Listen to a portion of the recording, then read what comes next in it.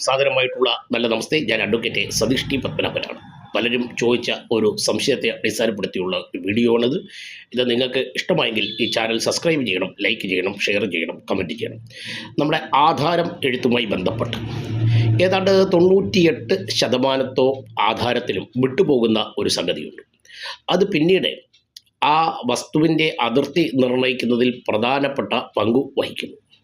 കോടതികളിലൊക്കെ ധാരാളം കേസുകൾ ഇതുമായി ബന്ധപ്പെട്ട് ഉണ്ടാകാറുണ്ട്.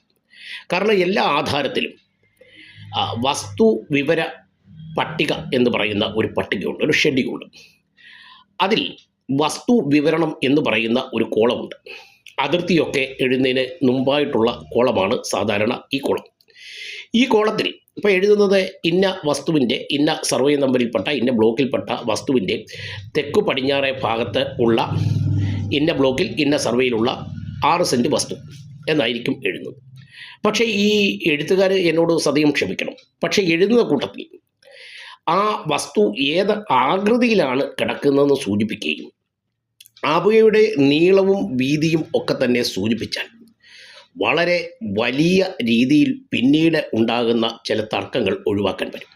ഇപ്പം ഒരു വസ്തു ദീർഘചതുരാകൃതിയിലോ സമചതുരാകൃതിയിലോ കിടക്കുകയാണെങ്കിൽ തെക്കേ അറ്റത്ത് ഇത്ര 15 മീറ്റർ നീളം, വടക്കേ അറ്റത്ത് 20 മീറ്റർ നീളം, അതിന് പടിഞ്ഞാറേ അറ്റത്ത് 15 മീറ്റർ നീളം, കിഴക്കേ അറ്റത്ത് 8 മീറ്റർ നീളം, ഇങ്ങനെയൊക്കെ സൂചിപ്പിച്ച് കഴിഞ്ഞാൽ തീർച്ചയായിട്ടും അത് തർക്കം ഒഴിവാക്കാം. കാരണം വസ്തു നമുക്ക് അളന്ന് ഏതെങ്കിലും തർക്കത്തിലേക്ക് പോകുമ്പോഴേ ഇതിൽ സൂചിപ്പിച്ചിരിക്കുന്ന വിവരത്തിൻ്റെ അടിസ്ഥാനത്തിൽ കൃത്യമായി നമുക്ക് അതിർത്തി നിർണ്ണയിക്കാനായിട്ട് പറ്റും. അത് ഏത് ആകൃതിയിലായാലും അതിന് വ്യത്യസ്തമായിട്ടുള്ള കാര്യങ്ങൾ കൊടുത്തുകൊണ്ട് എഴുതാൻ സാധിക്കും. അതുകൊണ്ട് ഇത് വളരെ പ്രധാനപ്പെട്ട ഒരെണ്ണമാണ്.